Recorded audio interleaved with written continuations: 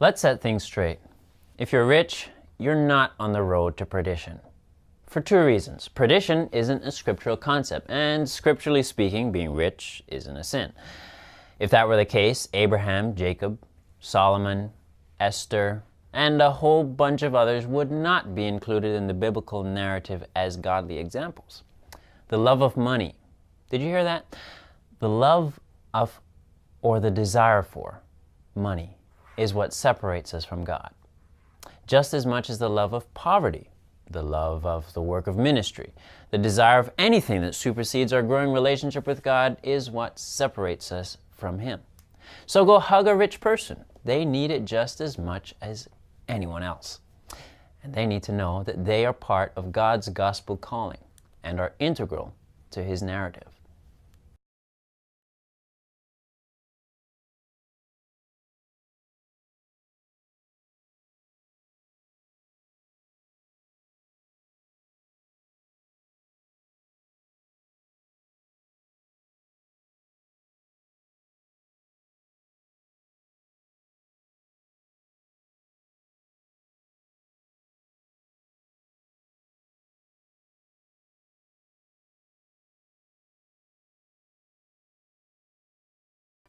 I'm Andrew Campbell, and this is Sabbath School University. Welcome. Now, we have three special guests, and one is actually special to me, being that this is the first time that I get to have my sister join us on the show. But I'll allow you to introduce yourself and the others too. So go ahead, give us your name, what you're studying here at Andrews, where you're from, and let's see, we need an icebreaker question. If you could be rich or famous, you had to choose between the two, which one would you choose and why? Okay, my name is Andrea Campbell. I'm from the Cayman Islands, and I'm studying my master's in secondary education here at Andrews. And if you could be rich or famous, and you had to pick. I think I would probably say to be rich. Why? Because if I were famous, then there wouldn't be much else to it other than the fact that, oh, everyone knows me. Okay. What do they know me for? Like, is there something special? Cool. And you're my sister, and so yes. Yeah, that's something cool. That's right.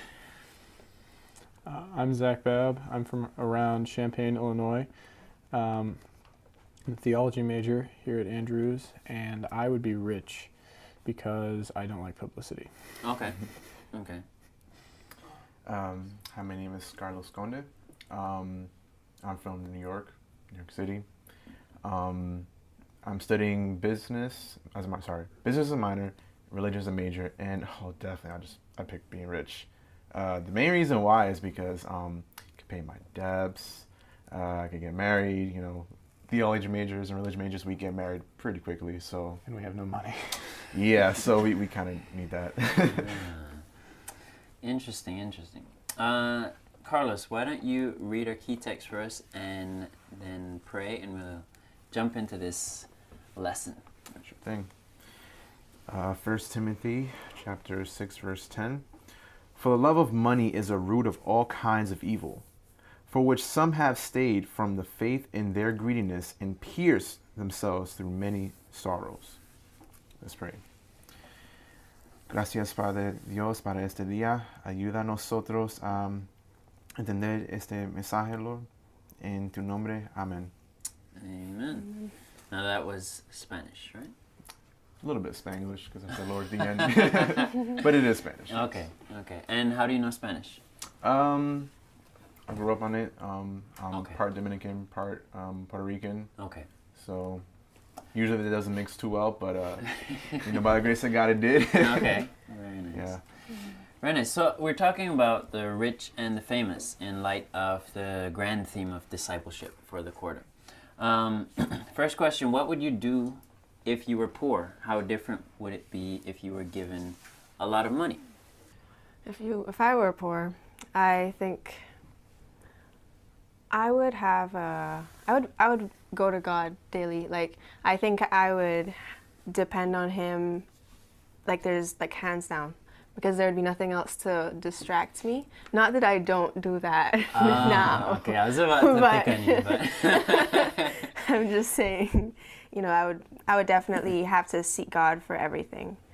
And if I were given a lot of money, I think there would be the temptation to not focus on God. I would think that I can provide for myself and sort of just think about myself and Okay. not look to God as my provider. okay.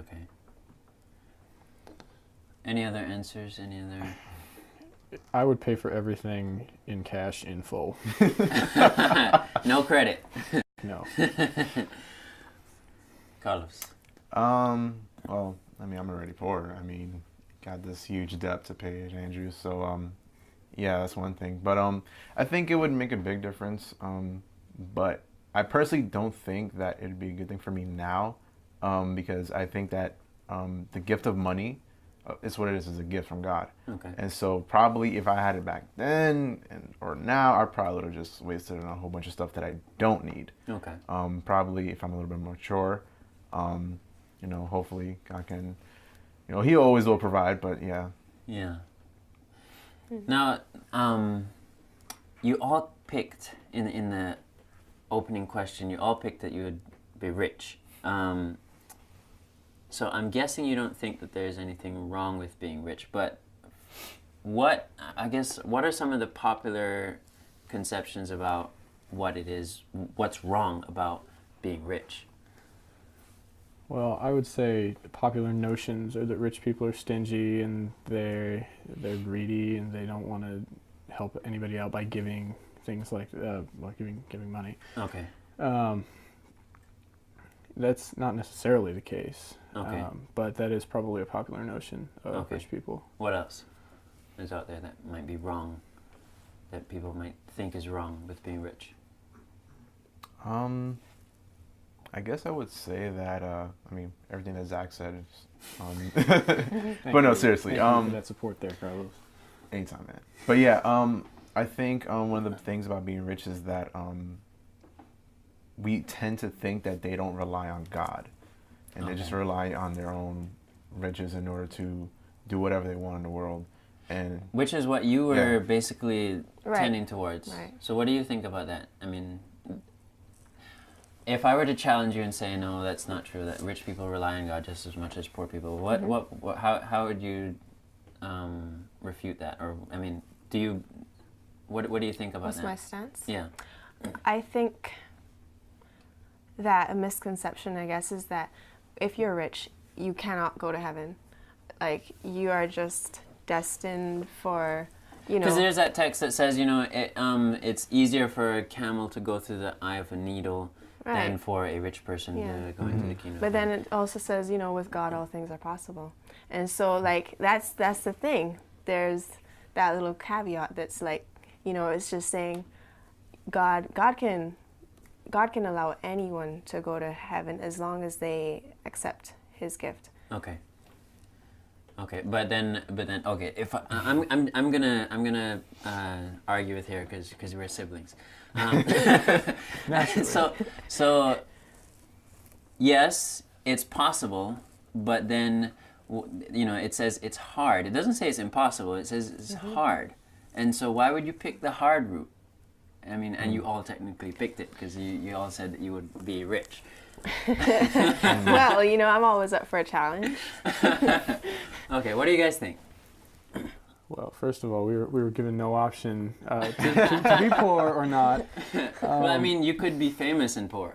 That's true, I suppose, but how frequently does that happen? Actually, pretty frequently. Yeah, 15 minutes of fame, But you never... fine. Fine. So what do you think? It's a tough one.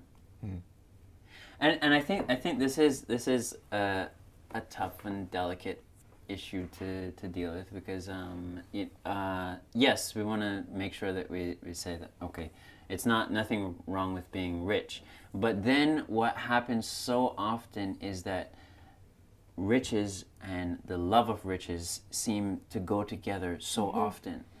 I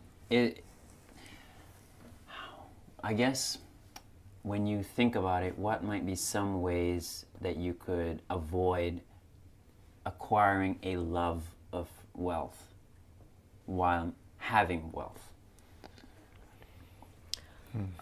I would say like looking at what Jesus told people with wealth to do in the Bible, or looking at what people with wealth did in the Bible. Like for instance, Esther, like was mentioned.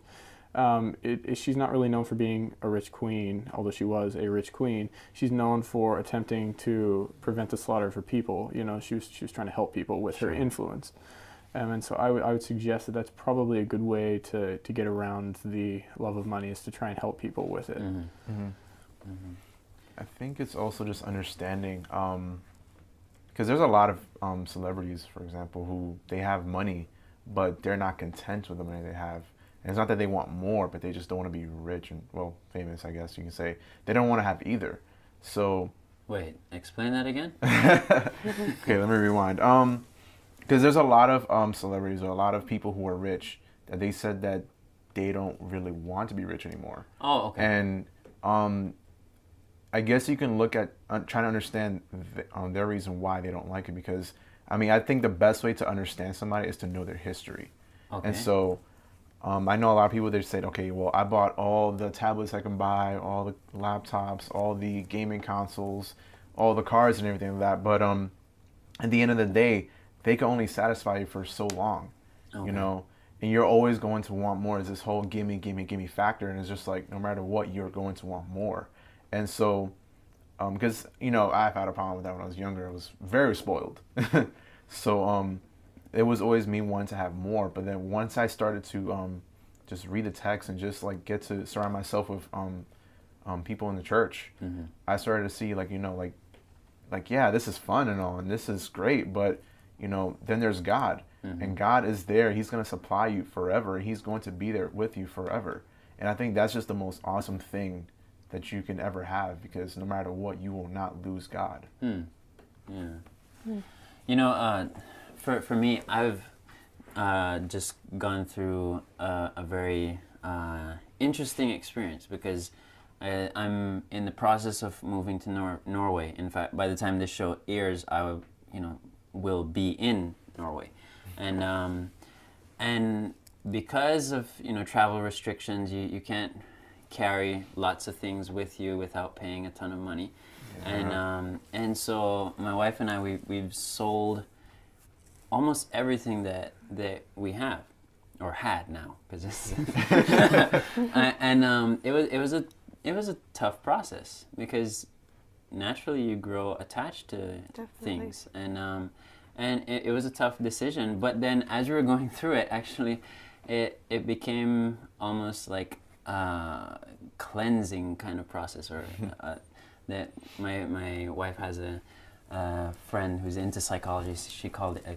cathartic release. That was the first time I really heard that term. But it's like a cleansing kind of a feeling. And it was very interesting, tough, but very insightful. When I in my devotional time, talking with God and I guess wrestling and saying, God, I really don't want to sell this, but I can't take it. So I'm in a lose-lose situation here. But then actually going through and doing it, it didn't feel so bad.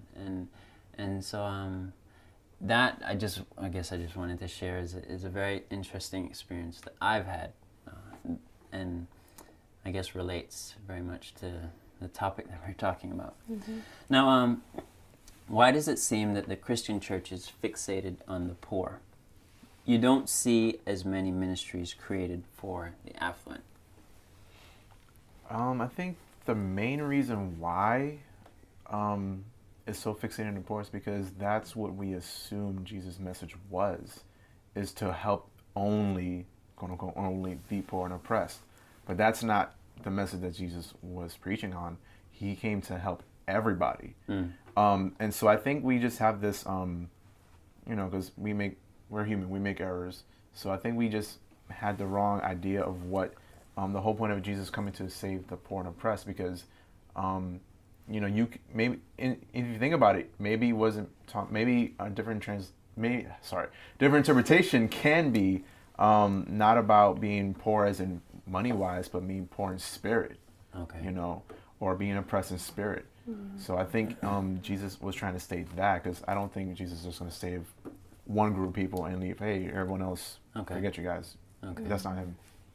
Yeah, actually I was thinking, for example, that story in the Bible, about the Good Samaritan, how, it was basically talking about how these people passed a man who was in need, and then this Samaritan went and helped him. So in this situation, the man needed help in some way. So I feel that probably we feel that since poorer people are less fortunate, that's a very easy means to fulfill that requirement.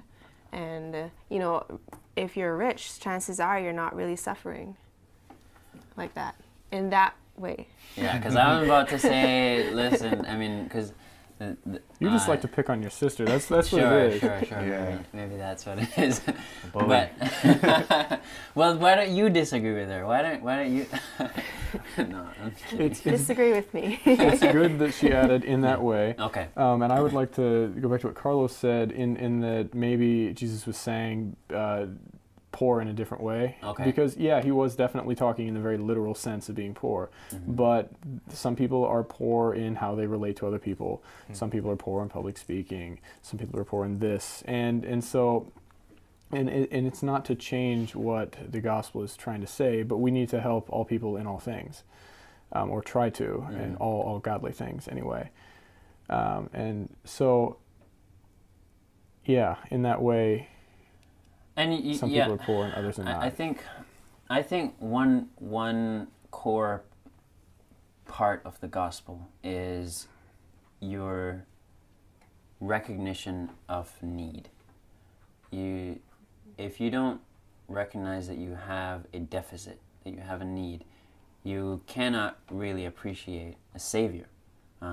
If you don't recognize that there's a problem, I mean, why are you going to even look for a solution? And I think that poverty, in the material sense, is one of the ways that is very evident that you are in need. And when you are in need, you are more likely to appreciate and to look for help and for a savior. And I think that in that sense, poverty can be seen as an avenue to the gospel, or one of the ways that one of the environments in which the gospel can be very effective. But that being said, there are many other needs that are out there. And there are many other... So rich people, while they may not need material things or money, they have needs. And those needs need to be met.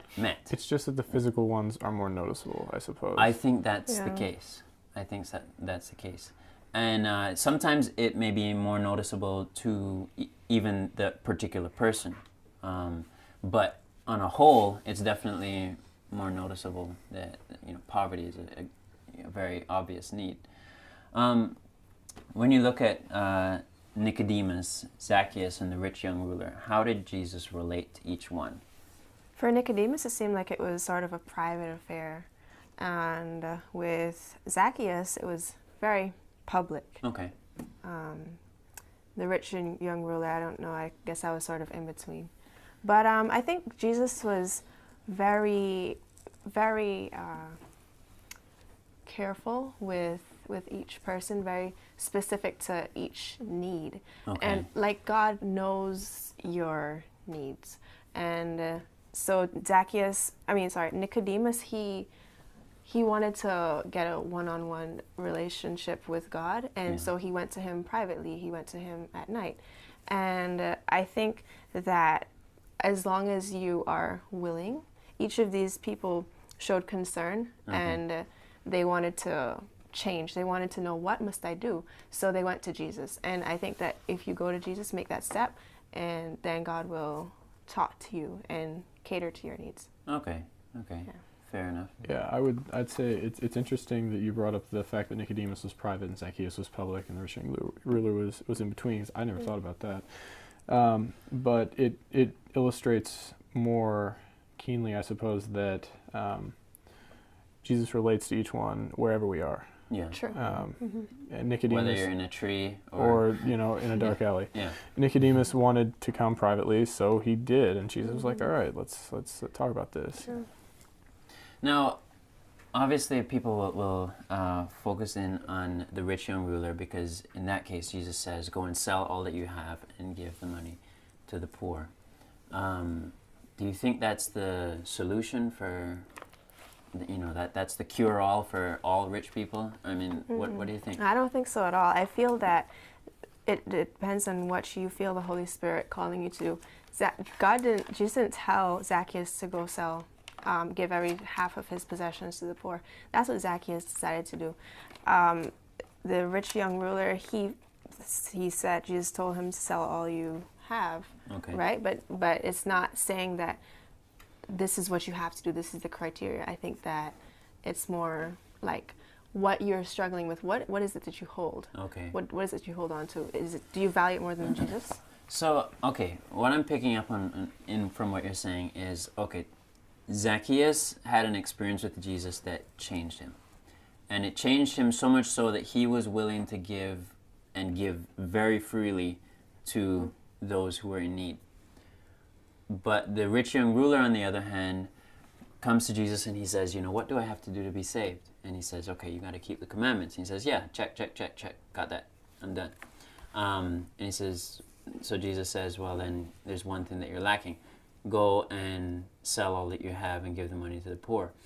And I guess what I'm thinking about right now is that Zacchaeus, in light of the change that happened within him because of the power of the gospel, he goes out and starts ministering to other people's needs.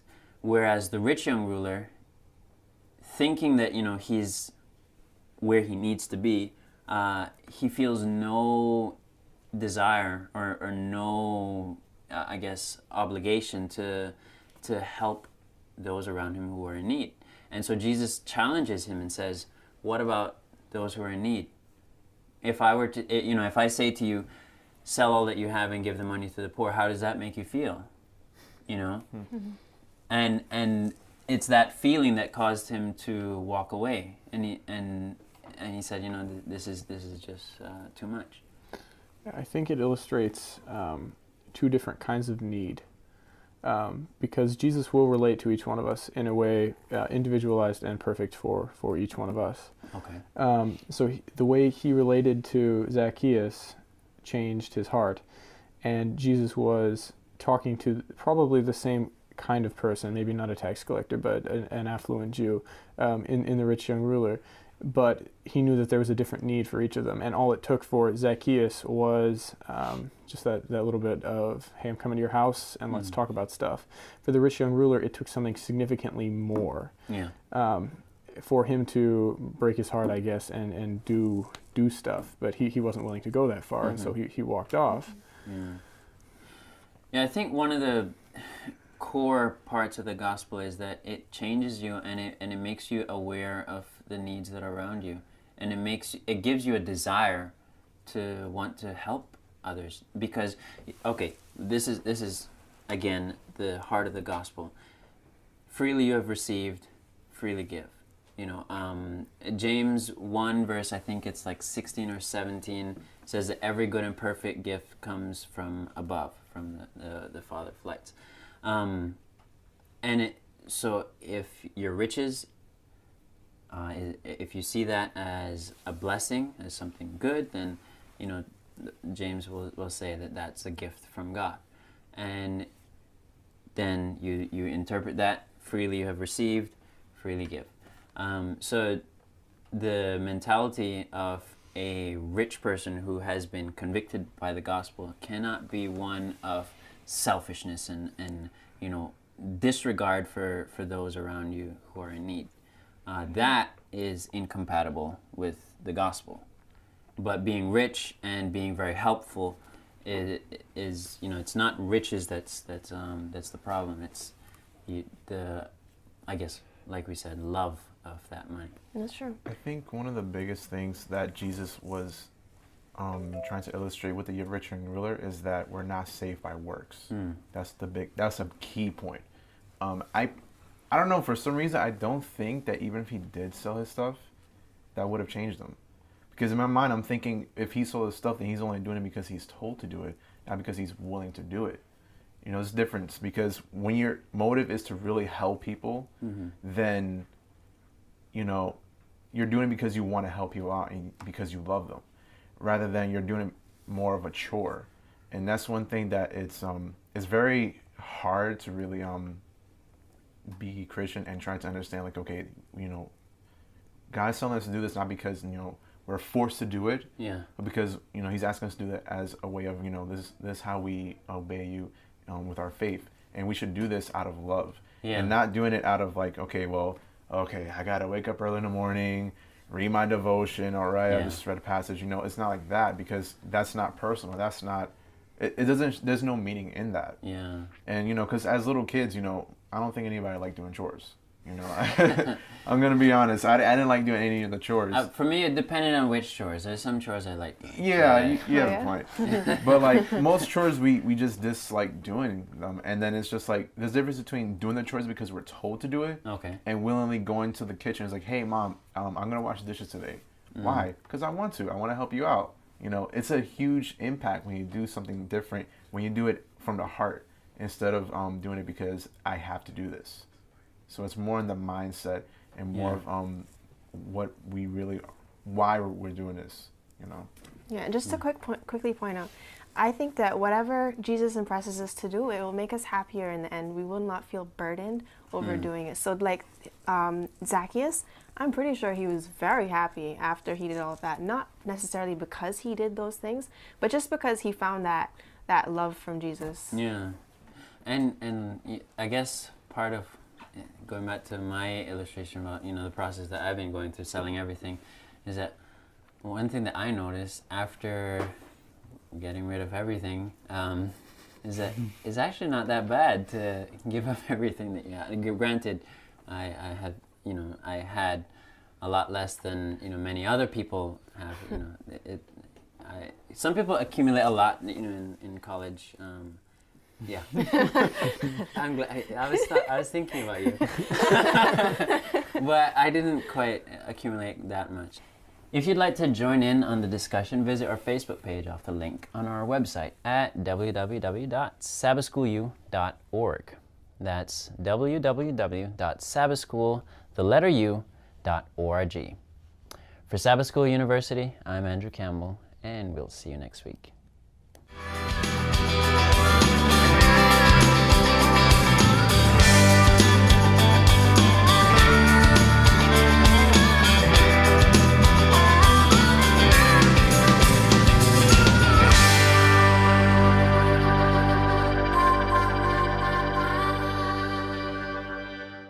This is the first time that I get to have my sister join us on the show. But I'll allow you to introduce yourself and the others too. So go ahead, give us your name, what you're studying here at Andrews, where you're from, and let's see, we need an icebreaker question.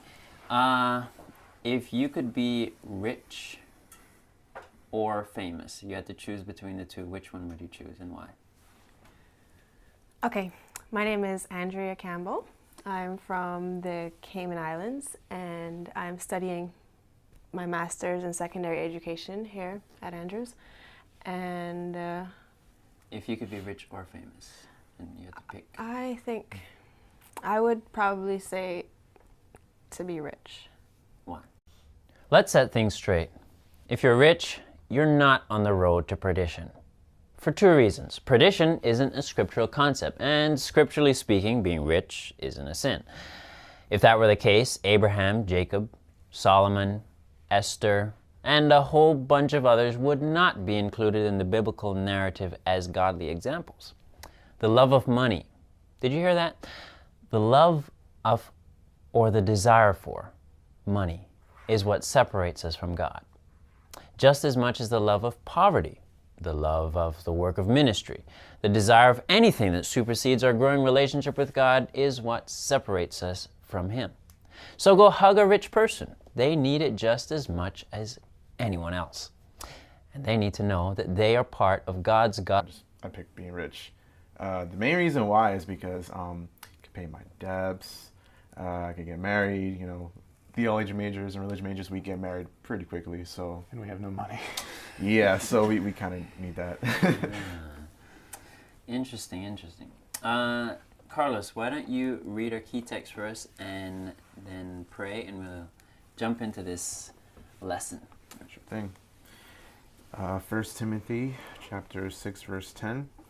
For the love of money is a root of all kinds of evil, for which some have stayed from the faith in their greediness and pierced themselves through many sorrows. Let's pray. Gracias, Padre Dios, para este día. Ayuda a nosotros a entender este mensaje, Lord. Gospel calling and are integral to His narrative.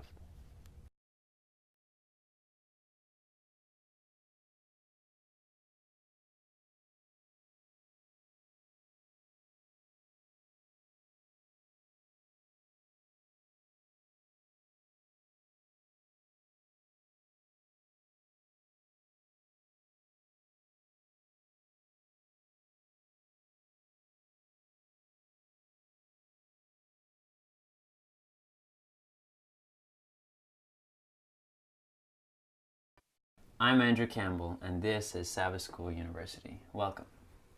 Now, we have three special guests, and one is actually special to me, being that...